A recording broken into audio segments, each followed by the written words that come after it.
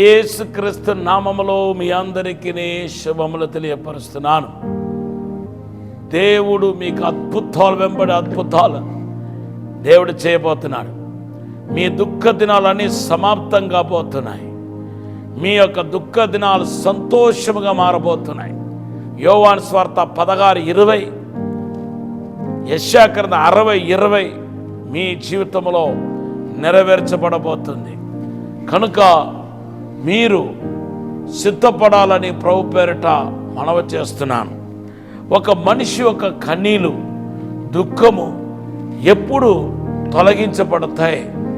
ఎప్పుడు దేవుడు అసాధారణమైన అద్భుతమైన కార్యాన్ని చేసి వాళ్ళు కన్నీళ్లు తుడుస్తాడు అనే విషయానికి మనం వస్తే, యెషయా గ్రంథం 38వ అధ్యాయం 1-5 వచనాల్లో హిజ్కియా రాజు దేవునికి కనికరం కోసం దేవుని సన్నిధిలో ప్రతిమలుకుంటూ ప్రార్థన చేస్తున్నాడు.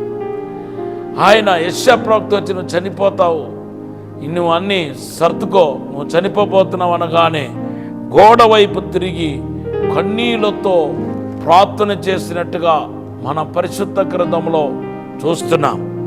ఏ మనిషి అయితే మరి కన్నీళ్లు కారుస్తూ బాధపడుతూ దిగులు పడుతూ వేదన పడుతున్నాడో ఆ మనిషి దేవుని సన్నిధిలో ప్రార్థన చేయటానికి ప్రారంభిస్తే, ఏ మనిషి పైన ఆధారపడకుండా దేవునిపైనే ఆధారపడుతూ ప్రార్థన చేయటానికి ప్రారంభిస్తే ఆ మనిషి ఒక దుఃఖ దినాలు, ఆ మనిషి యొక్క కన్నీళ్లు ఖచ్చితంగా తుడిచివేయబడతాయి.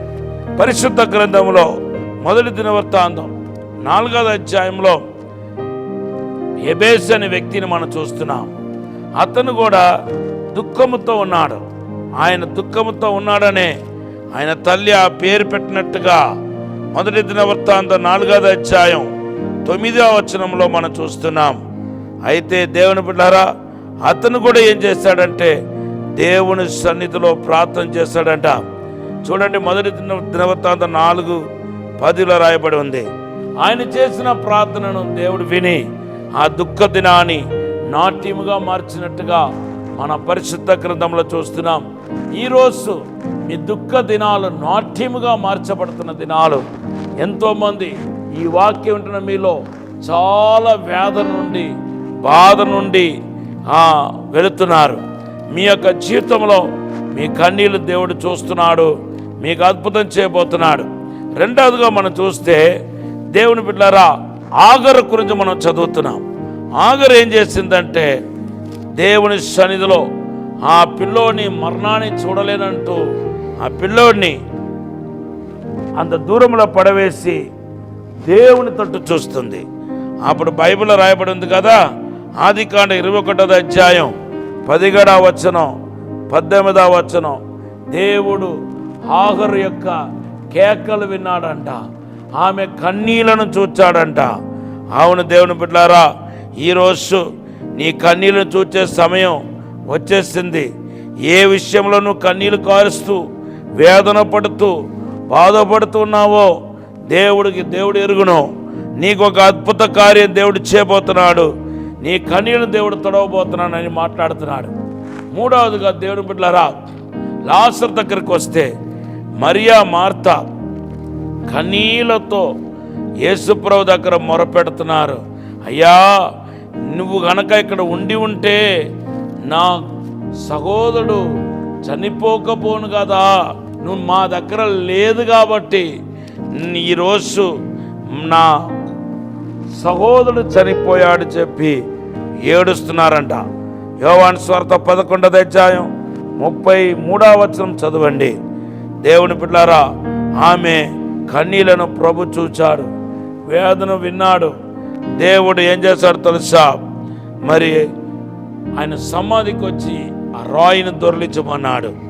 వెంటనే ఆ రాయి దొర్లించినప్పుడు లాజరే లేచిరా అన్నాడు. వెంటనే లేచి వచ్చాడు. ఆయన చనిపోయిన ప్రాణం తిరిగి వచ్చింది. పేత వస్త్రంతో ఆయన కట్టారు. ఆ పేత వస్త్రాన్ని విప్పమన్నాడు. నార్మల్గా మునుపున్న లాజరులాగా అయిపోయాడు.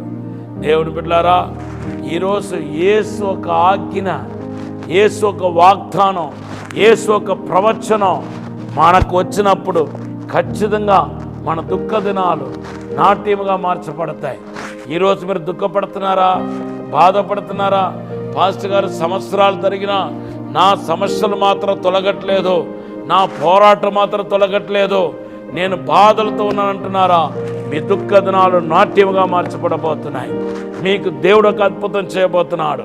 ఈ సమయంలో ఒక చిన్న ప్రార్థన చేస్తాను. పరిశుద్ధము నమ్మకమైన పరలోక తండ్రి, నీకు వందనాలు, స్తోత్రాలు ప్రభా. మమ్మల్ని క్షమించి మన్నించి పరిశుద్ధపరచమని అడుగుతున్నాను. నీ రక్తములకు అడుగమని అడుగుతున్నాను తండ్రి. ఇప్పుడే అద్భుతం జరిగించండి.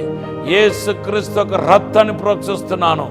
ఇప్పుడే అద్భుతం జరిగించమని అయా, దుఃఖ దినాలు నాట్యముగా మార్చమని అయా ప్రభా, అద్భుతం జరిగించమని యేసునామములో అడిగి వేడుకుంటున్నాము తండ్రి. ఆమేన్. త్వరలో మీ దుఃఖ దినాలు నాట్యముగా మార్చబడబోతుంది. మీరు సాక్ష్యం చెప్పబోతున్నారు సంఘములో. Have a blessed day. Amen.